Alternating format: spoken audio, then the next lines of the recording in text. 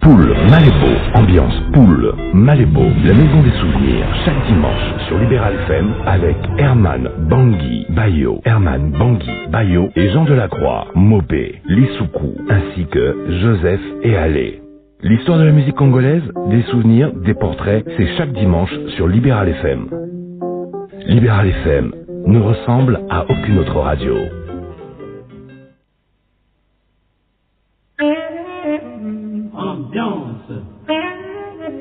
Ambiance. Ambiance Poule, Malébo.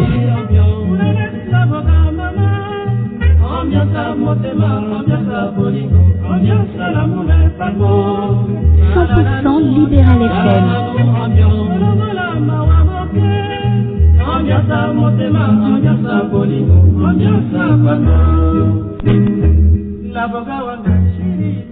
Merci Balandi, émission Ambiance Poule Malébo, Mbote Mingi Bisika Nusobovandi, Pona Kolanda, émission Nabino Oele Kaka, chaque dimanche de 14h à 16h na Libéral FM.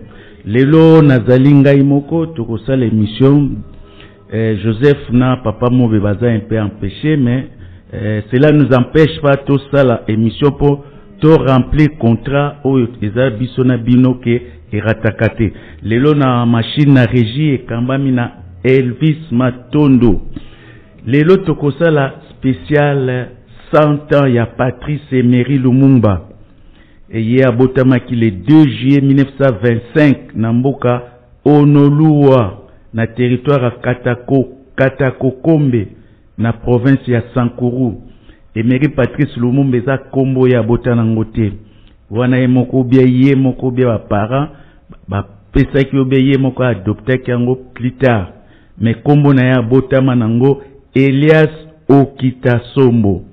Kombo na ye Elias Okitasombo ba botela yango wana. Lelo de 2 juillet 2025 na 2 juillet 1925 2 juillet 2025 et kokisaki 100 ans ya naissance ya Emery Lumumba.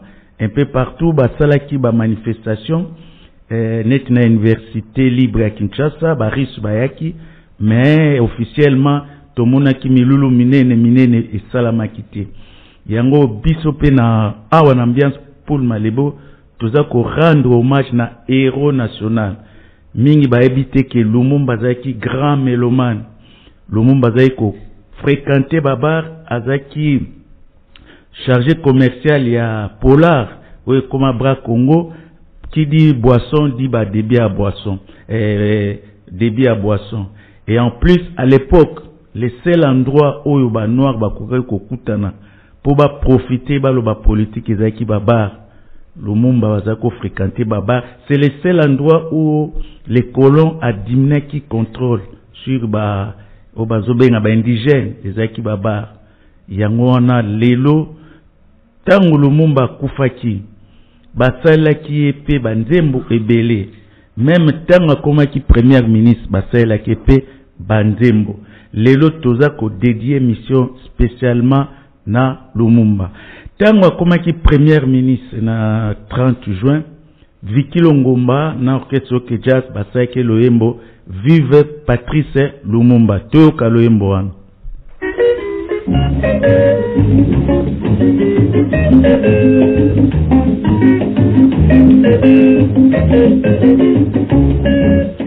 Yakobomba mabeminge Boke pili ezongi ya biso Takwete kokati baninga Na pasio yoto moniye Kasi pe bobo sana kateo Elonde Lumumba Patrice Banyokoliye Peyale biteo lelo ya pikita la koi Yakobomba mabeminge Boke pili ezongi ya biso Takwete kokati baninga Na pasio yoto moniye Kasi pe bobo sana kateo Elonde Lumumba Patrice Banyokoliye Peyale biteo lelo ya pikita la koi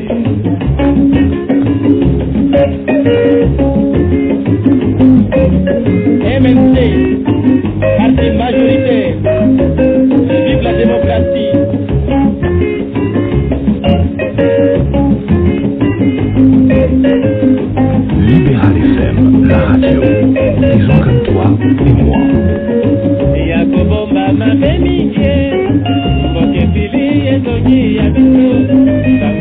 kokaki baninga na pasi oyo tomoni kasi mpe bokosala kaseo elombe lumumba patrice badiokoli ye mpe alembi te ololo ya pikitalako emese ya lumumba pasi ebimisi kongo na bongo bamonisi epasi alembi te lelo yo apikite dalako bino nyonso botepela na ngai bino lumumba patrice emese ya lumumba pasi ebimisi kongo na bongo bamonisi epasi alembi te lelo yo apikite dalako bino nyonso botepela na ngai bino lumumba patrice. Vive le Premier ministre.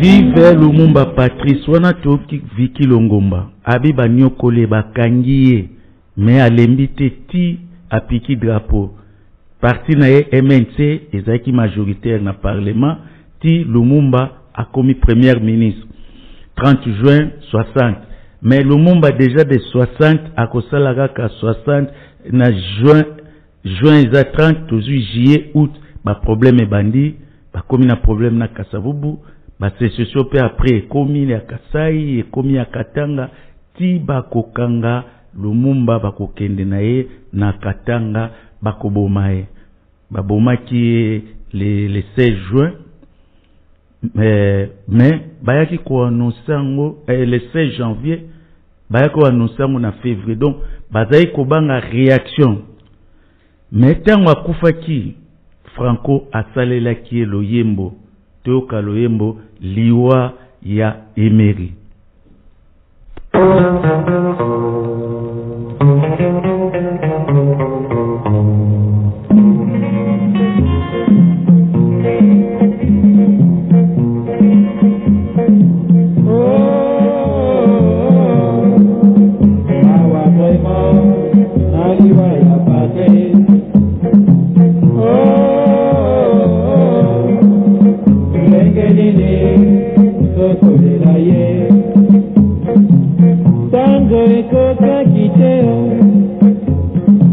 Lumumba Patrice akena mawa banationaliste balati mpili mpona liwa ya martire Emery ngo mawa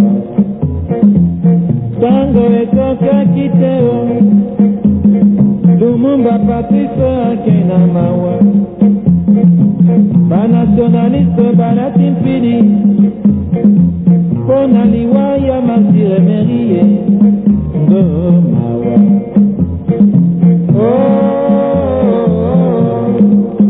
mawa vraiment na liwa ya Patrice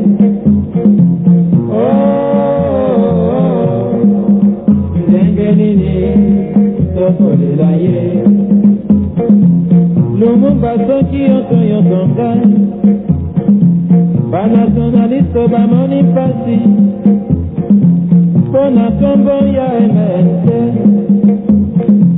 zonga balata ya suka tokomisa yo na kombo ya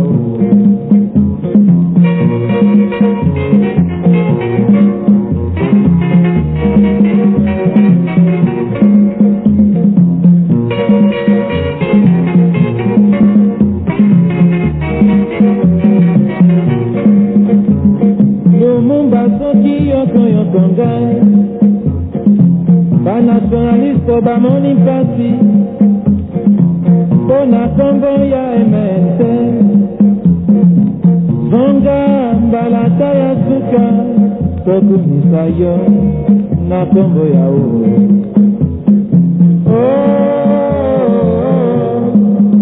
Lumumba kufeli l'unité nationale.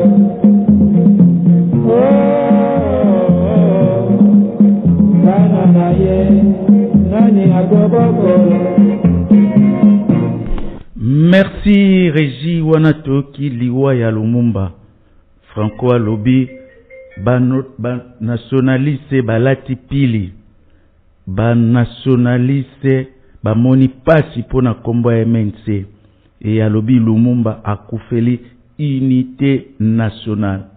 Le 2 juillet wana RFI na édition spéciale ya Journal Afrique ya pourquoi a salaki pe moi clin d'œil pona Lumumba tozaki mibale oyo ba interviewaki biso pona koloba Lumumba koma héritage koma ba musicien ba yembaki liwa na ye toyoka élément wana ya RFI esamaki le 2 juillet pona kokanisa centenaire ya naissance ya Lumumba Tolanda.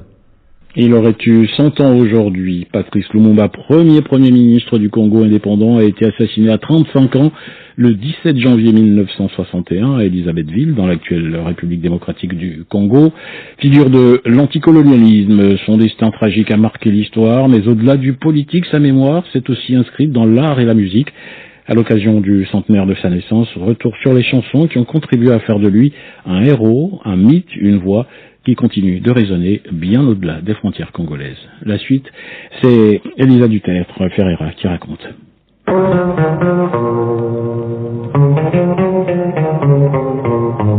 Liwaya, Emery de Franco et Loké Jazz, c'est l'un des premiers hymnes en hommage à Patrice Lumumba, l'une des premières musiques aussi à dénoncer son assassinat. Herman Bangui est musicologue et vice-président de la Commission nationale de valorisation de la rumba congolaise. Dans cette chanson, il dit Lumumba s'est sacrifié, on l'a maltraité. Aujourd'hui, il est devenu héros, donc il a planté les drapeaux. Franco, Vicky Longomba ou encore Franklin Bukaka, tous sont chantés à sa gloire, mais au-delà des frontières, d'autres artistes se saisissent de son histoire. En 1961, le Nigérian Arinze sort son Lumumba Calypso.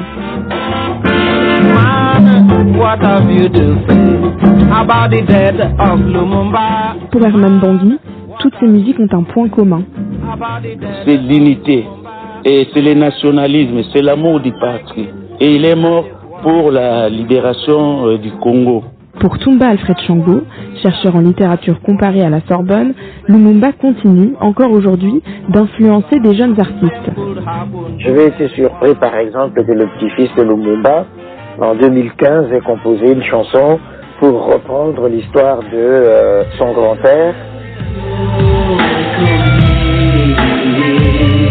Et donc, il y a des jeunes aujourd'hui qui reprennent cet élan, qui maintiennent vive la mémoire de Lumumba. La mémoire d'une vie courte mais porteuse d'espoir. Aujourd'hui, Patrice Lumumba est une source d'inspiration pour de nombreux artistes, au même titre que Che Guevara ou Malcolm X.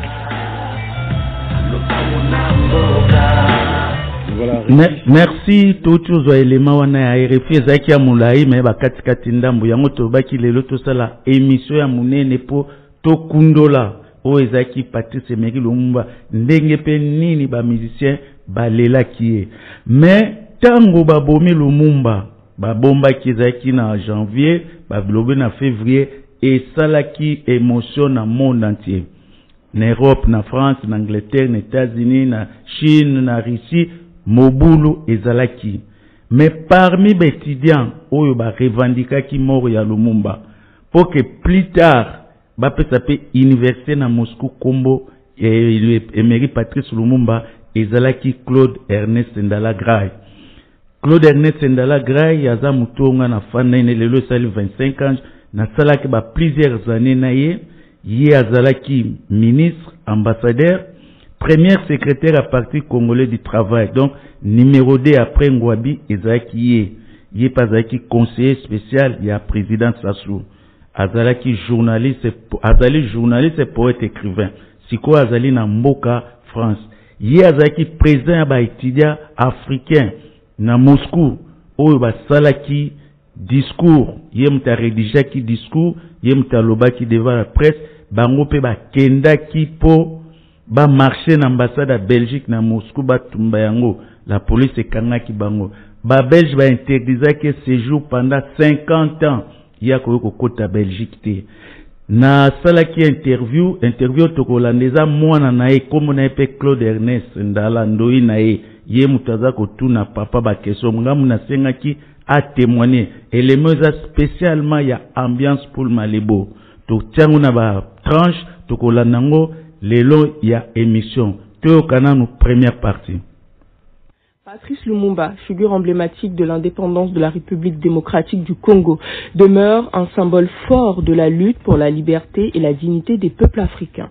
Son assassinat, le 17 janvier 1961, a marqué l'histoire du continent africain et continue de susciter une profonde émotion.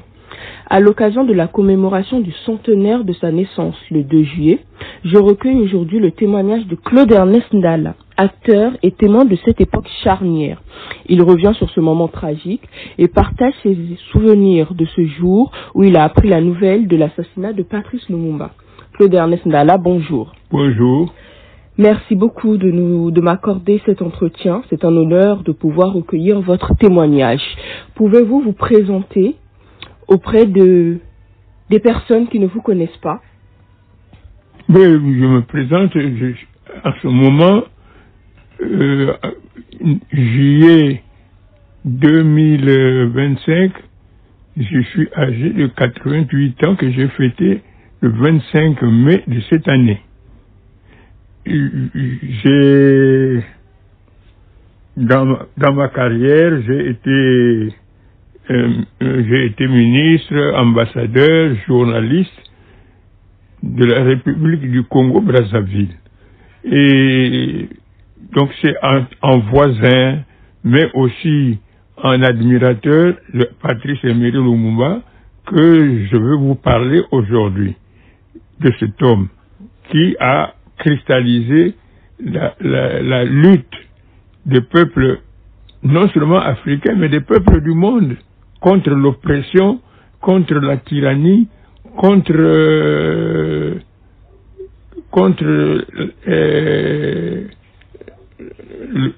matraquage des peuples et leur manque de dignité. Je suis, comme je viens de le dire, j'ai 88 ans, donc au moment où Patrice Lumumba est assassiné, j'ai 23 ans, et la nouvelle qui date du 17 janvier, mais qui n'a été connue dans le monde entier que lors de la première décennie de février 1961. Donc, je peux dire que la nouvelle de l'assassinat de Lumumba, je l'ai apprise en février, début février 1961. Et c'était un effroi et beaucoup d'émotions, du découragement, beaucoup de sentiments qui se mêlaient. Parce que vous le voulez ou non, l'année 1960 a été baptisée par la presse du monde entier comme l'année de l'Afrique. Et l'année de l'Afrique, donc parce que beaucoup de pays africains étaient arrivés à recouvrer leur indépendance, leur souveraineté et leur dignité. Et Lumumba, qui avait été la figure de proue de cette lutte pour la dignité, venait de se faire assassiner alors que l'année de l'Afrique venait à peine de se terminer. Donc, c'est tous ces sentiments-là qui font que la nouvelle a été perçue comme un véritable désastre. Et où vivez-vous à ce moment-là quand vous apprenez cette terrible nouvelle? Bon, quand j'apprends cette terrible nouvelle, je suis étudiant à l'université d'État de Moscou du nom du chimiste Lomonosov. Donc, je suis à Moscou où je venais d'arriver le 30 décembre 1960.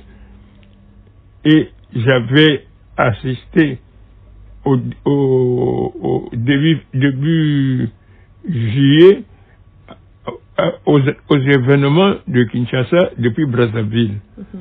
Et donc, mais déjà là, on sentait la tension était palpable et les événements étaient difficiles parce que le général Janssen, qui dirigeait la force publique du Congo belge, avait soulevé les soldats en disant l'indépendance ce n'est pas pour vous, en écrivant au tableau avant l'indépendance égale après l'indépendance, c'est-à-dire que l'indépendance profite simplement aux hommes politiques et aux civils, mais vous les militaires, vous êtes encore sous notre botte et votre situation ne changera pas de sitôt.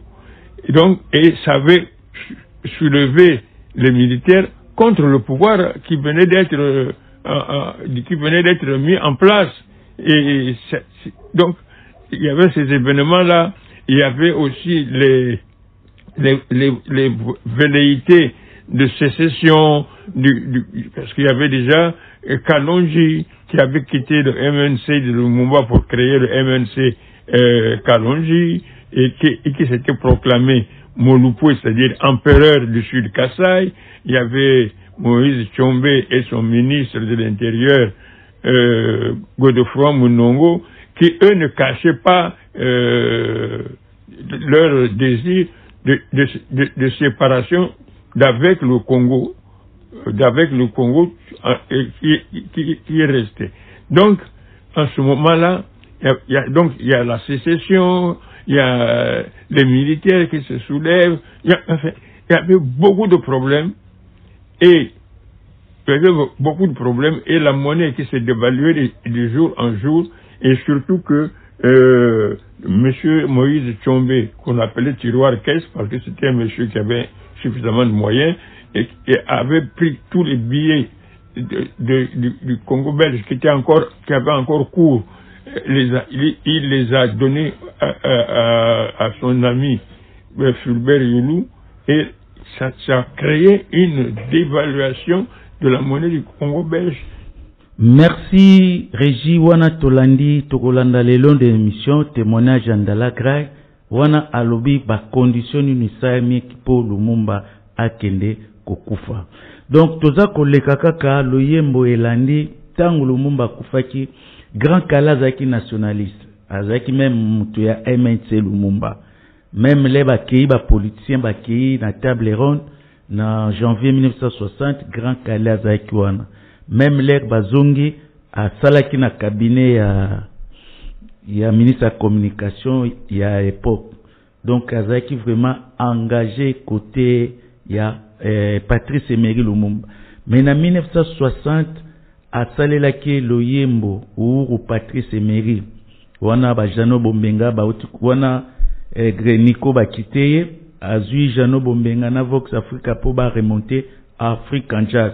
Mais asaki chanson wana basalelaki yango Prince Rwagasore ye azalaki premier ministre ya Burundi, ye pe akufaki basasinaki netu Lumumba tangu mutasaki yango Jano Lera ye grand kala azwi yango bachange ekomi à l'honneur de Lumumba.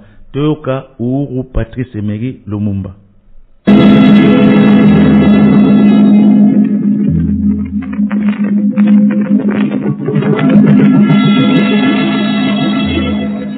Ambiance poule. Emery, wa mama,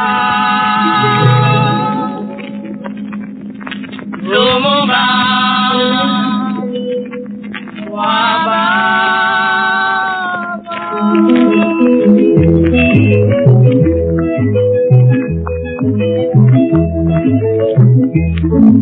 Moreni, mi popo, imefika kama sawa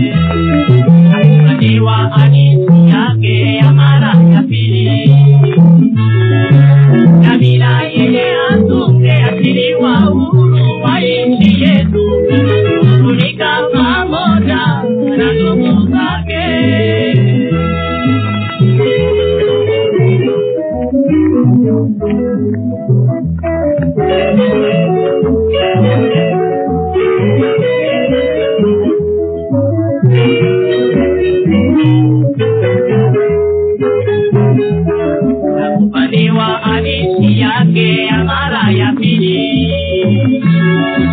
na bila yeye hatungeachiliwa uhuru wa nchi yetu, kutumika pamoja na ndugu zake. Tunaimba nanyi pale sisi watoto wa Kongo, ni Patrice Lumumba mkubwa wa Kongo, mtoto mpendwa wa Kongo, leo ni wetu. Lakini juu ya Kongo ipo Herona, na kwa Afrika yote hadithi yake inabaki siku zote. Emery, Kongo ni lenye uhuru. Emery wa mama, Lumumba wa baba. Emery wa mama, elekeza wa baba. Emery wa mama, elekeza wa baba. Emery wa mama, okolo wa baba. Emery wa mama, opinae wa baba. Emery wa mama, otuzi wa baba.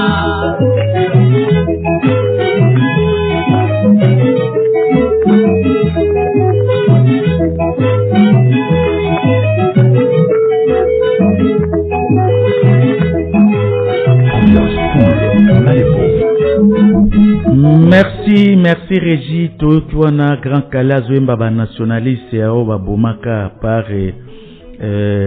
Lumumba Okitopolo babomaka pe banzuzi bafina bamuzungu bazaki mwa ebele oyo babomaki pona ko neutraliser bango bakoka kosala susu résistance.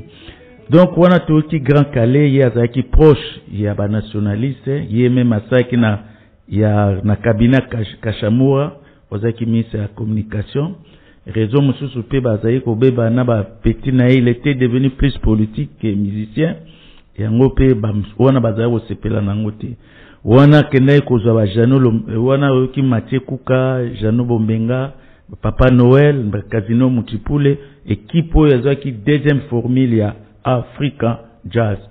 Tozaleka kakokoba tolanda susu elema ya mibale oyo Ndalagai aza koyebisa biso ndenge nini elekaki na Moscou.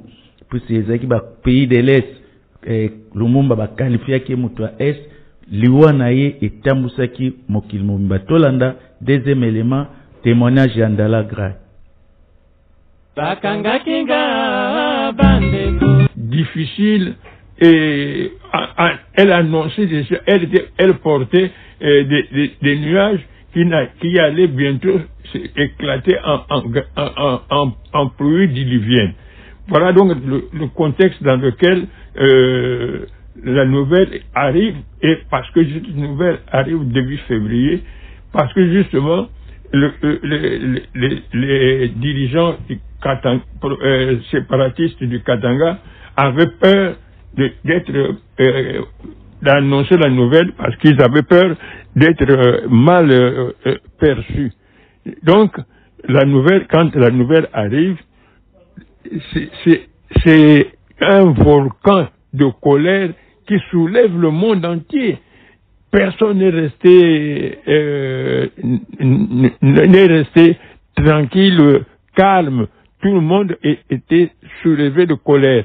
Il y avait donc des manifestations en Inde, en Indonésie, en Corée, au Japon, en France, à Londres, aux États-Unis. Donc, le monde entier s'est mis à bouger, et donc, à Moscou, où nous étions un groupe d'étudiants d'Afrique centrale, qui est à peu près d'une petite dizaine, nous disons, je peux citer même les noms qui me reviennent. Il y avait l'actuel chirurgien émérite qui est à Kinshasa, qui est Tengue. Il y avait Simon, Kabamba Simon, décédé, Fidel Massamba. décédés pendant Nguela François, Ilunze Mario, Balouti, une Rwandaise, un Tchadien Rumba et moi qui constituons la colonie congolaise à cette époque-là, puisque à l'entrée de 61, c'est-à-dire en septembre 61, les Congolais de la RDC seront plus de 160, parmi lesquels Mandungu Boulaniati et le recteur de l'université de Kolwezi et de Kamina. Donc, nous étions un petit groupe, et quand la mort de Lumumba a bousculé le monde entier, les étudiants étrangers de Moscou ont demandé au recteur de l'université d'État de Moscou de nous prêter la salle des actes pour faire un meeting solennel et qui sera suivi d'une manifestation devant l'ambassade de Belgique. Donc, effectivement, les étudiants étrangers ont eu la salle et ont demandé aux Africains de préparer le meeting. Les étudiants africains se sont réunis, ont préparé le meeting et tout, et en désignant ceux qui devaient prendre la parole, et il est revenu que le meeting devait être clos par un Congolais. Donc, ils ont suggéré qu'il y ait deux protagonistes, c'est-à-dire un qui devait écrire le discours et un qui devait le prononcer. Mais les Congolais, nous n'avons pas acquiescé à cette proposition. Nous avons dit, celui qui écrit le discours va le prononcer. Et comme nous étions déjà organisés comme une association et avec un président, nous avons donc demandé, les Congolais ont donc demandé au président d'écrire et de prononcer le discours. Or, c'était un moment important parce que celui qui écrivait, qui prononçait le discours, devait après être à la tête du meeting, du meeting et de la manifestation qui devait se dérouler devant l'ambassade de Belgique. Et j'ai été donc par mes pairs désigné comme j'étais déjà le président de l'association des étudiants congolais à Moscou. Donc, et c'est à moi qu'est revenue la charge d'écrire le discours et de le prononcer. C'est ce que j'ai fait. C'est ce que j'ai fait dans la salle des actes de l'université d'État de Moscou du nom de Lomonosov. Et là, il y avait, tous les étudiants étrangers étaient très nombreux, venus les uns les autres soutenir les Africains et en particulier les Congolais pour la perte qu'ils venaient de subir. Et j'ai donc écrit et lu le discours que j'avais écrit et je l'ai prononcé dans la salle des actes de l'université d'État de Moscou. Il y avait la télévision, et les journalistes pratiquement et tous les correspondants étrangers qui étaient à Moscou, qui avaient été conviés à cette manifestation dans la salle des actes de l'université de Lomonosov. Merci toza kokoba kaka wana oyoki ke mutu asalaki discours pona ko dénoncer assassinat ya Lumumba na Moscou na université d'État à Moscou ezalaki Claude Ernest Ndala. Il était président ya l'étudiant congolais de deux Congo, c'est lui qui était le président. A sali discours a prononcé l'étudiant bamboka mususu bangope bayaki ko assister.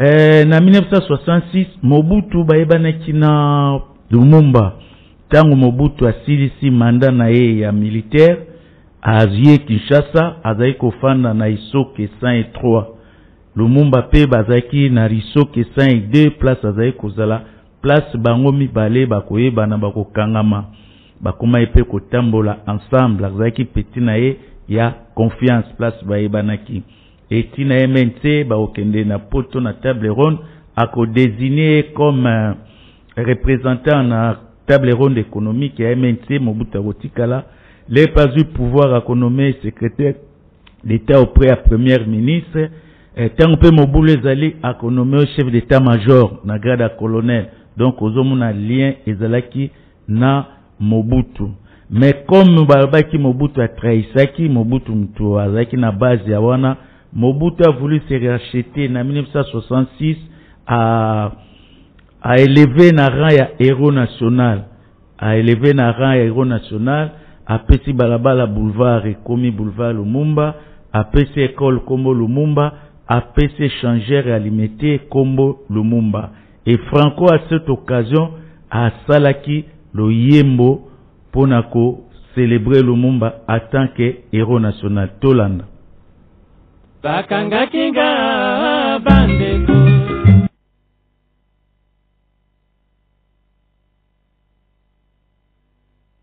Libéral FM, la radio. Des gens comme toi et moi. Bakanga kinga bandeko Bapekita kinga bandeko Kongo ya Lumumba Nalobate Mobutu andimi alobi naloba Banyokola kinga bandeko Balingaki nalela Lumumba te Lumumba kufeli l'unité nationale Mobutu atiye héros national Bateka kinga bandeko Nakoma kindeko bibanda tango Batuyo na madefu yo nationaliste Mobutu apekiti tribalisme Makinda kodanga bandeko Balinga kina lo bata Lumumba te Lelo la vérité ou rien que la vérité Mobutu akitani Lumumba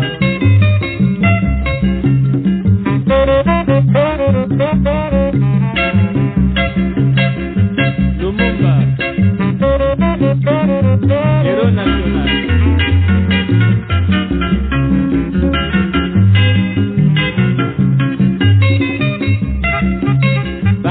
Kinga bandeko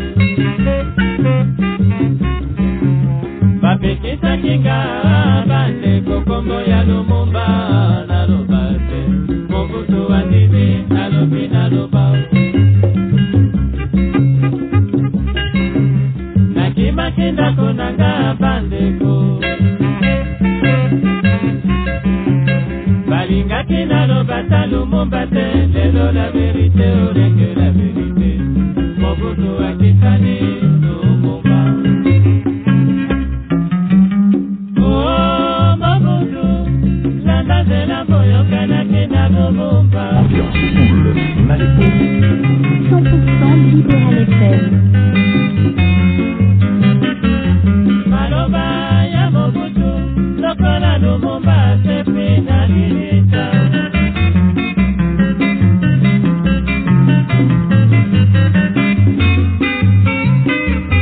Oh Mobutu Lumumba couper la indépendance économique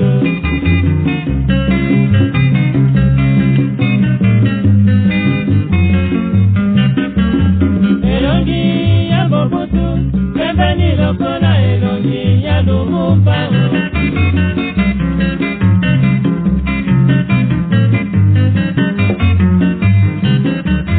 Oh Lumumba Mobutu azongisi kombo na yo na Kongo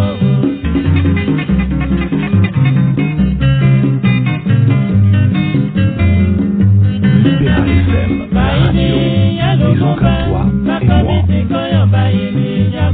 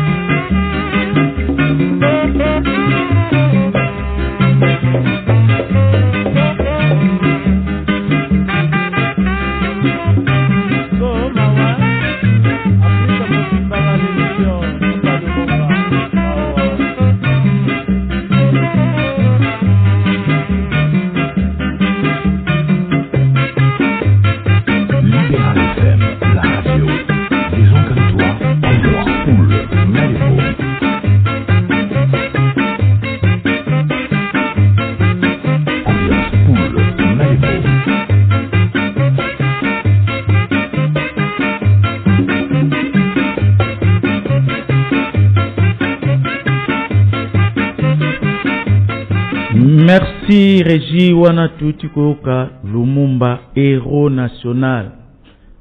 Mobutu a élevé na rang ya héros national. Franco Mbela qui est déjà héros avant l'ère Akufaki tout et tout, a récidivé. Mobutu voulait se racheter, a élevé héros national. Tozali ko dédié émission à Lelo na 100 ans ya naissance ya Lumumba. À Botamagala, le 2 juillet de 1925, na Honolua, na Katakokombe, na Sankuru. Toza ko fêter pe centenaire ya naissance na ye, biso pe na ambiance pour Malebo de notre manière, tokoti kala o tozo sa lelo lobe comme histoire. Yango to rekira ki na témoignage ya un grand témoin de l'histoire. Ndala gra ya kutana na ba tous les grands dirigeants socialistes et oyo ya Chine ba Mao Tse-tung ba Chouan Lai akutana na ba Ho Chi Minh akutana na ba Général Diap ba Vietnamien oyo aganiaka ba Américain akutana na Che Guevara lera yaka na 65 na Congo Brazza. Donc c'est un grand monsieur oyo aza mémoire ya Afrique ye mutaza ko témoigner élément nyonso tozo sala ezali production ya ambiance pour Malebo nulle part batu bazanango biso mutosali to continuer koyoka témoignage na sur Lumumba tolanda Claude Ernest Ndalagraye. Il y a plusieurs centaines de milliers de personnes. Ça ne peut pas se passer sans qu'il y ait des dégâts. Donc, et une voiture de l'ambassade a été brûlée et le rez-de-chaussée aussi a été saccagé.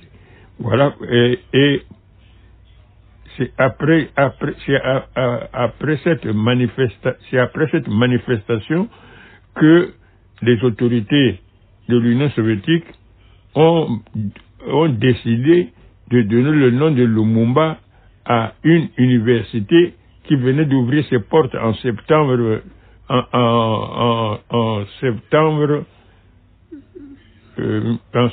1960. 61 ou 60? 60. Ok.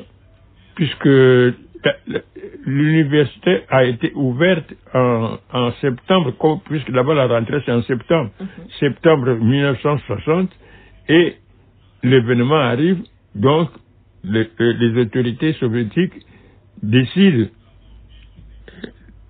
d'appeler cette nouvelle université, c'était l'université pour l'amitié du peuple.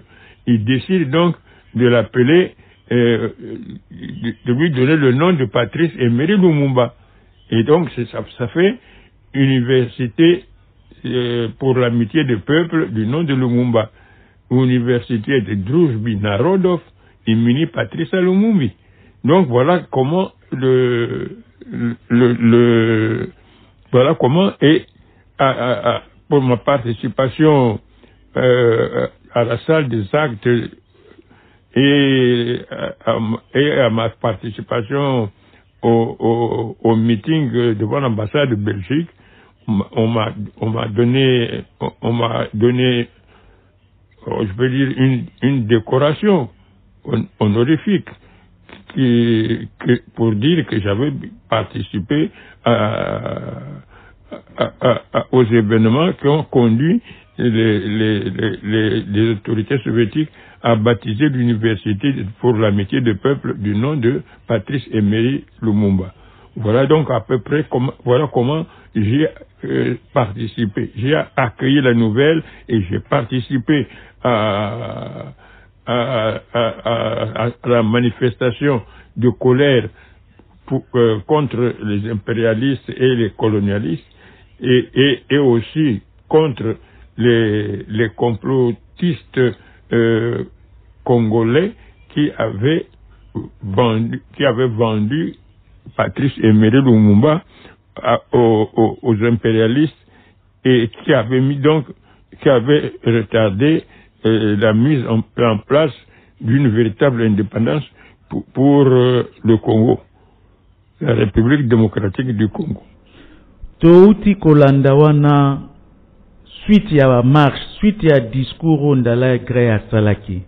Na marche ba projetaki bakene na ambassade ya Belgique pour ba saccager et Salaki rayonnement moko ya makasi à travers le monde. Ba autorité soviétique à l'époque, c'était pas russe mais soviétique, ba Salaki qui ba décoré puisque grâce à événement wana que bako dénommé université wana basala ngo à peine ninga ba ina 1960 et comme en 61 ba pesa ngo kombo ya Patrice Emery Lumumba. C'était université pour na ko réunir ba étudiants ba pays communistes, ba pays socialistes ya monde. Donc les étudiants venaient de partout. Ba zu ba honorer Lumumba ba pesi kombo ya université. Même à occasion à centenaire délégation ya Baris bayaki événement moko ezaki na université libre à Kinshasa, excellence Thomas Louaka pe maître azaki wana basalaki ba manifestation ba journée scientifique pour na ko honorer Patrice Emery Lumumba. Yango biso pe tolobi totikalaki simate to sali pe mission yo pour na ezala marqué na histoire. Plus tard ça deviendra et que comme document moko historique Lumumba lobaki toko koma histoire ya ba congolais na biso moko. Même passage nanga RFI garde toujours les choses. Moko les alors 200e anniversaire bakotombola yango. Tozali kokoba toyoka pe Franklin Bukaka zaki pe un musicien engagé. Azali parmi ba premiers baza engagé après batikanja fura koli bae ba belé bae ba Myriam Makeba bazaki ba engagé yepe asalaki loyembo pona kokumisa Lumumba asalaki loyembo na 1966-67 ezali pont sur le Congo tolanda yango.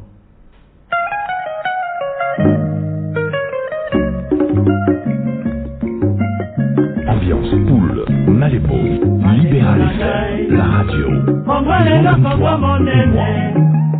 Lelo vraiment tomoni na miso Andenge mboka Congo ebongi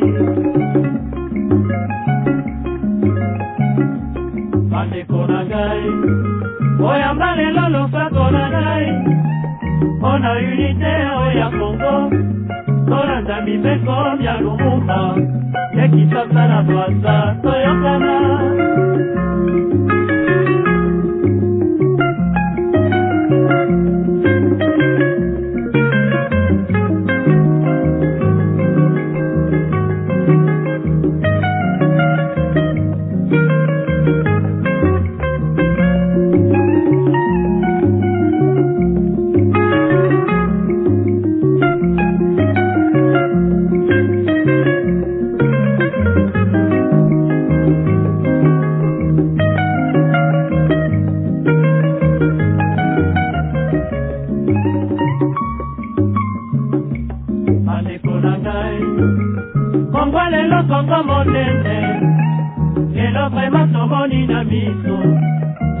mboka Congo ebongi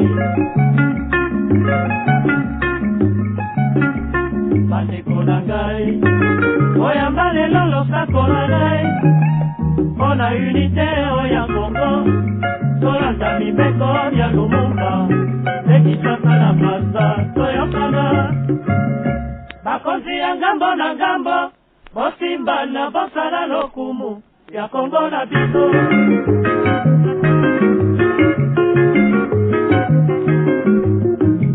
Kongo na biso ebonga moye ezala konga moko Kongo ya Lumumba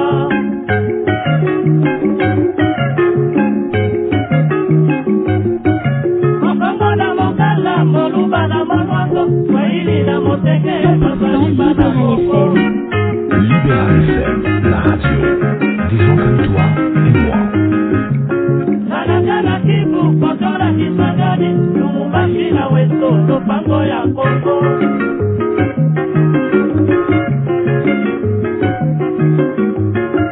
La jeunesse ya l'Afrika, ekoti ya bino miso, oh, bobongisa.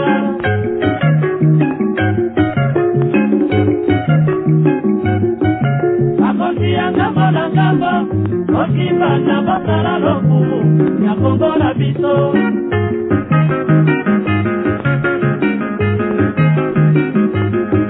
Kongo na biso ebonga moye ezala Kongo moko Kongo ya Lumumba Libéral FM, la radio Kongo na mokala moluba na molwango Swahili na moteke bazali bana Kongo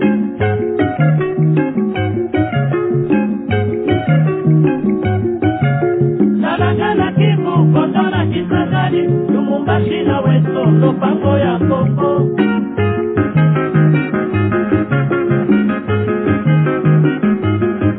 La jeunesse ya l'Afrika, ekoti ya bino miso, oh, bobongisa.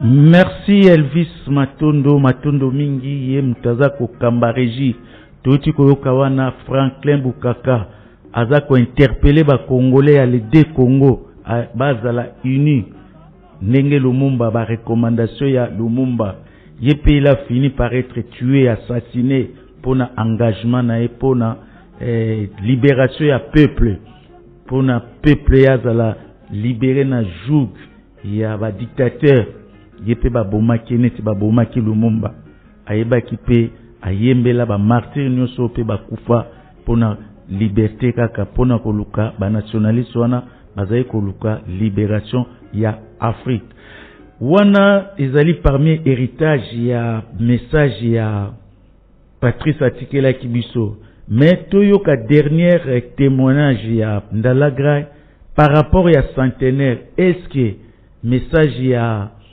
Lumumba to intégrer kiango to intérioriser kiango est-ce que toza ko appliquer yango est-ce que pendant centenaire nae qu'est-ce que la mémoire collective qu'est-ce que la imaginaire ya ba Congolais baza ko retenir sur Lumumba toyoka dernier élément ya Claude Ernest Ndalagra. Une petite dernière question, monsieur le ministre, est-ce vrai qu'à cause de ces manifestations, surtout celles devant l'ambassade de Belgique à Moscou, vous avez eu une interdiction d'entrer en Belgique? Oui, bon, donc si je peux dire que si j'ai du côté des autorités soviétiques, si j'ai été un peu décoré, mais du côté de la Belgique, j'ai écopé d'une interdiction de séjour en Belgique, une interdiction de 50 ans. Donc, comme les événements sont passés en 1961, et donc l'interdiction de 50 ans est tombé en 2011. Donc, en 2011, bon, mais je ne suis pas pressé d'aller en Belgique, mais j'irai quand même un peu voir ce pays. Et c'est que dans l'adresse que j'avais faite ce jour-là, j'avais dit que nous nous engageons, nous, étudiants africains, qui allons demain devoir prendre les rênes de nos pays en main. J'avais juré au nom de tous ces étudiants de faire écho au message de Lumumba, message de lutte pour la souveraineté, pour l'indépendance économique, pour la dignité à reconquérir. Et malheureusement, aujourd'hui, avec tous les événements qui se passent en République démocratique du Congo, l'écho au message de Lumumba n'est pas encore rempli. Et c'est vraiment c'est une nouvelle triste dans la mesure où justement nous qui devions prendre et faire écho au message de Lumumba, nous n'avons pas pu tenir notre engagement du fait que 1960 a déclaré année de l'Afrique, à peine terminée, nous avons encaissé la plus grosse défaite de notre époque. C'est la mort de Lumumba est une défaite, une catastrophe. Et malheureusement, nous n'avons pas encore pu faire notre deuil, mais nous pensons que les générations qui viendront après la nôtre ou les nôtres vont essayer d'aller plus loin que ce que nous avons pu faire pour essayer de remettre Lumumba sur son piédestal, sur le piédestal qu'il mérite. Voilà, à l'occasion du centenaire de notre héros, voilà ce que je peux dire en quelques mots. Merci Wanatoki, témoignage à Claude Ernest Ndala-Graille. Bato balinga kokoma ba histoire, il y a des témoins vivants, il y a des gens qui sont là pour retracer histoire propre ya biso, pour écrire aussi histoire propre. Mais eloko alobi beaucoup baza ko sela ngote, mais il y a certains jeunes oyo ba message wana eleka bangote tokoyoka ba jeunes basaki pe loyembo toujours pona ko soutenir Patrice Emery Lumumba. Tolanda Nzembo. La République du Congo a été proclamée et notre cher pays est maintenant entre les mains de ses propres enfants. Ensemble, mes frères, mes sœurs, nous allons commencer une nouvelle lutte, une lutte sublime qui va mener notre pays à la paix, à la prospérité et à la grandeur. Nous allons établir ensemble la justice sociale et assurer que chacun reçoive la juste rémunération de son travail.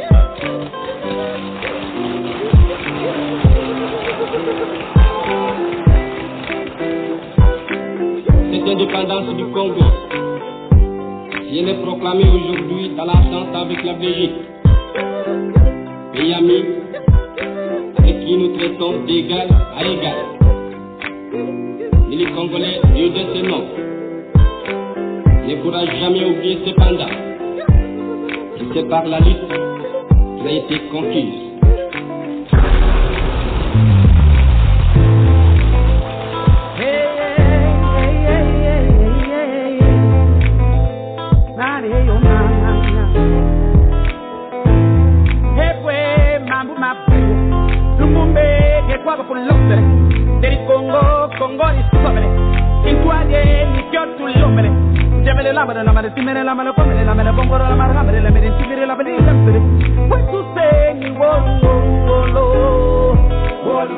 Nous avons connu que notre actif polier, nos textes prétendument légaux, qui ne faisaient que reconnaître les droits du avons répondu par la non-violence. Ils ont voulu me corrompre, m'acheter. J'ai refusé. Les lomo et binier, ngonga pe beti, sope sana, ma bobo, jitona bito, sopi mara makati, sosambela, ponamo. Tragédie, le Mumba, Patrice et le mérite. Un pays riche, mais ses fils sont les déshérites. Intervenir dont la politique est maudite. On manipule les faux et les frères, on les décapite. Scandale, t'as fait tout pour être number one. Mais la Belgique ne veut pas de toi en number one. La CIA ne veut pas de toi en number one. Comme d'habitude, en Afrique, on joue les number one. À ta place, on manipule un manipulateur. Les prédateurs ont des tout petits dictateurs. C'était là-dessus qu'on t'avait mis dans le collimateur. Public Enemy, le Mumba, l'agitateur. Tu l'as dit un peu plus haut, faut qu'on faille et qu'on se passe et tous les faire et qu'on les brise et qu'on les bloque. Le Congo n'a pas de chance, il n'est pas fait. Les lomo et binier, ngonga pe beti, sope sana, ma bobo, jitona bito, sopi mana makati, sosambela, nzambe, oh ya ya. Loin de faire matériel, ta pensée demeure aussi réelle que ça apparaît ensemble dans le spirituel. Nous sommes restés fidèles, la mort dans l'âme, tu fais que l'indépendance chèrement acquise demeure virtuelle et confuse. Pour le peuple trahi par tes successeurs, tes fils, fidèles à ton combat et vision comme Moïse pour la terre promise. Les lomo et binier, ngonga pe beti, sope sana, ma bobo.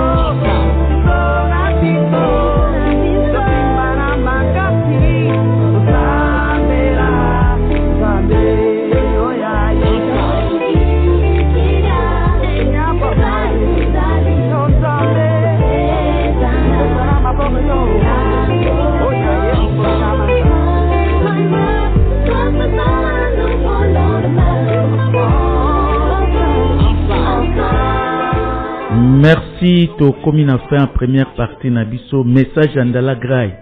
Il y a ça batunu so baza matoya ko kangate mais il y a même des jeunes oyo lit ya Lumumba et silité baza ko continuer yango message au moni aba jeune baza ko relayer tout ce que Lumumba nous avait dit. Émission ce qui to ça les aller sur proposition il y a Claude Mibatu Bungu yemutabaki 100 ans il y a naissance à Lumumba ne peut pas passer inaperçu. Merci beaucoup, monsieur Claude Mibatu Bungu, na Bossanité, équipe de soutien, na biso Raymond Moudimisi, Michel Koulumba, Fleury Mongo, Mbongo, na PCP PDG Ladjitondo Putu Mbote Mingi pour na accompagnement na soutien na ye, na bazali kolanda biso, bon, na Bwende, tozali na club ambiance pour Malebo, oye kambami na papa lui Bolakofo azako constituer équipe nae au moment opportun à copé sabiso bakombo. Merci mingi. Libéral FM eza suivi na Bwende. Donc tango biso to salaka bangope bakolanda yango. Na pesi papa Manieka luye mbote mingi. Ye chaque dimanche alandaka azolanda biso à partir ya Ngiringiri. Na pesi pe mbote na papa Jean-Claude Sena Issa Ndaïd Jean-Claude sénateur ye pesa kolanda biso apesi bolonga na ye mbote mama Dolokeni apesi DJ Gracia le Lubendoka apesi pe Kiben Litanda apesi pe ingénieur Botuya Manassé abosanité Miezi Mufwele mama ya sénateur Issa Ndaïd Jean-Claude. Merci mingi na fidélité na bino. Merci équipe nyonso ofandi boza kolanda ambiance pour Malebo. Tosi ici première partie tokotana deuxième partie na biso. Est-ce que oyebi? Est-ce que oyebi? Est-ce que oyebi? Est-ce que oyebi? Est-ce que oyebi chanson monano ya Rochero asalaka yango à l'occasion ya congrès constitutif ya impair oye salamaka na mbandaka na mai 1967. Ok jazz na Afrique en fiesta nationale ezalaka invité pour na ko agrémenter congrès wana et bango balongwa Kinshasa bakendaki Mbandaka na masuwa na mutazaki. À l'époque tozaki na masuwa, il y avait tout, il y avait des restaurants, il y avait des bars dedans, il y avait ba couchettes, et c'était une ville ambulante. Tant boza ko tambola na masuwa na bisengo nyonso na kati bomemi bisengo leo na kati ya masuwa tozali na ITB Kokolo, ITB Tchachi, c'était des villes ambulantes. Donc orchestre pour ba rejoindre Mbandaka bakendaki na masuwa bapusaki yango na masumbuku oyo na kati wana Rochero azoyemba ye.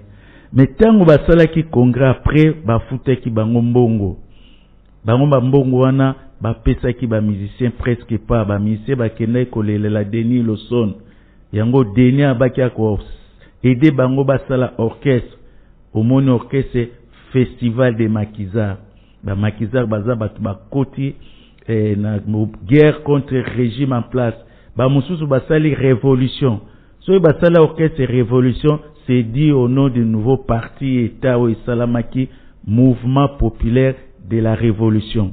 Et c'est à l'occasion à congrès wana Rochero asalaki loyembo monano. Tango toyokaka ke senga mélodie te toyokaka pe ba parole. Tolanda monano avec tableau Rochero et l'orchestre African Fiesta National. Monano eko kamwisa mokili eko tambola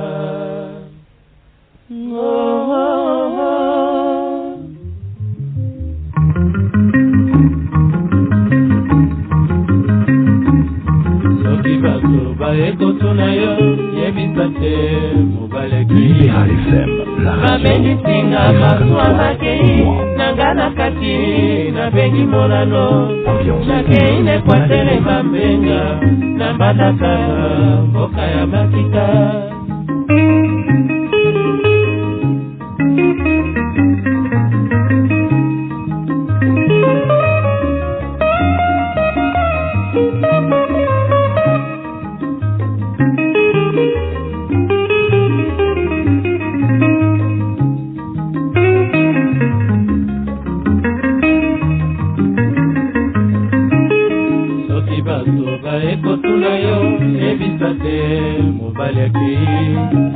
Babengisinga maswa makei nanga kati nabengi monano nakei nekwatele mambenga na Mbandaka mboka ya Makita. Monano eko kamwisa mokili eko tambola. Monano eko kamwisa oima mokili eko tambola. Masumbuku openda masuwa malembe monano ya lisano nakei na Mbandaka kokutana ilaka topesana kingai na Mobutu.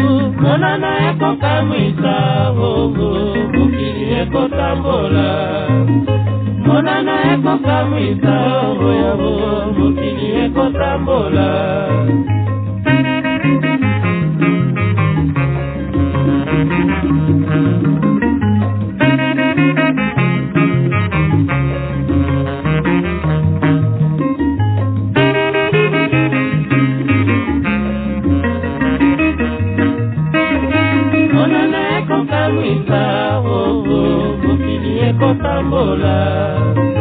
Monano eko kamwisa mokili eko tambola.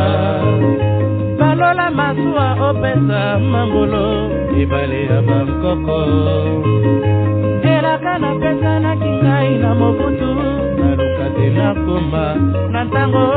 Monano eko kamwisa mokili eko tambola. Monano eko kamwisa mokili eko tambola.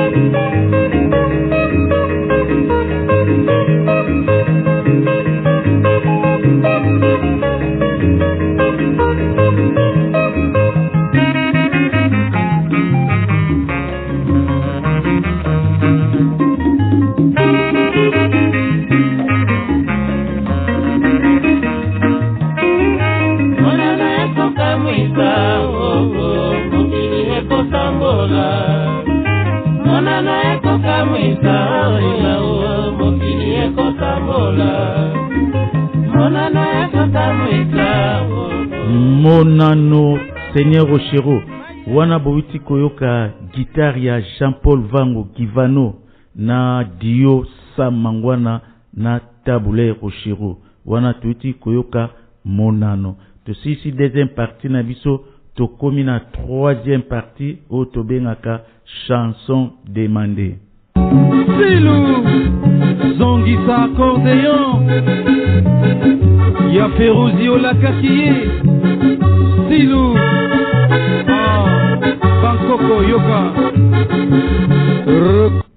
Merci Loyembo Aliboso Papa Diena Lusala Jérémie asengaki moko ya banzembo soit mama kilo bien belela to libala na biso mais tozui yango te na répertoire toza nango te na place tokobetela ye mwasi ezali toujours ya Stukas pona kosepelisa Madame Suzambelo, Madame Catherine Fiotinzaba, na Mbanzalemba, na Jano Botulu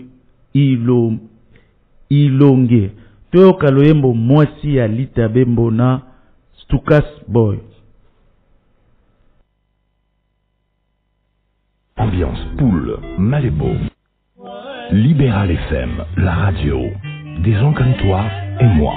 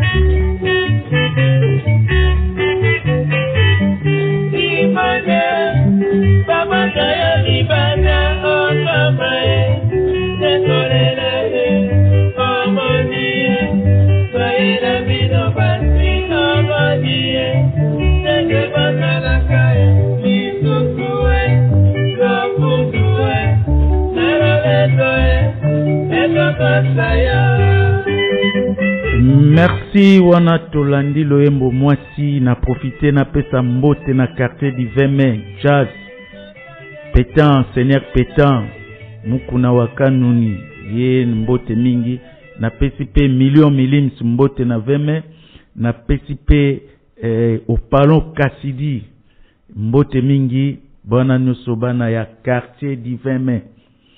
Tozali ko continuer loyembo ami balé Papa Prosper Jeka na Kingabwa ya senga ki banzemba bayabaya orkese bayabaya senga ki adungu elo wivin to mwasi akomi kosala mais te trouver yango na répertoire te yango to tiele loyembo masumu ya orkese bayabaya ye asenga ki yango pona kosepelisa Joseph Eyale na mama Ekomia ya RTNC Tolanda masumu na orkese bayabaya.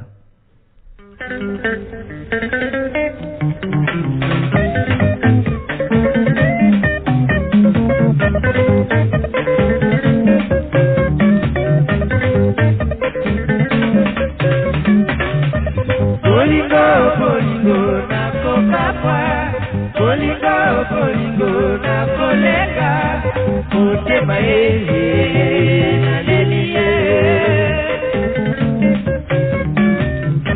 Bolingo na kokamwa Bolingo na kolenga motema ye na lelie Yonaka pikela kuyangabe Yonaka pikela kuyangabe Asumu toko salaka Eko kutamaka Kaka nase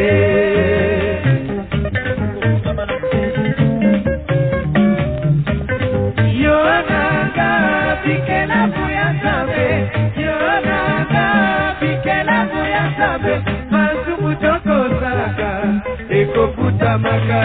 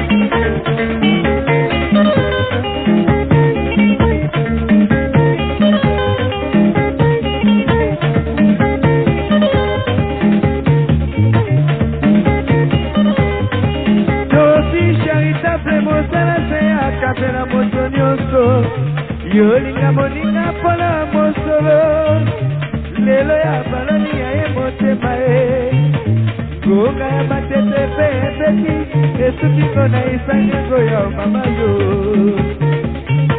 Esuki kona isangengo ya Makuru makeranye Moniji makera kunye Makuru makeranye Moniji makera kunye Nana Mama mako makuru makerake boniti makera kunye nana le pito to sape mama ko makuru makerake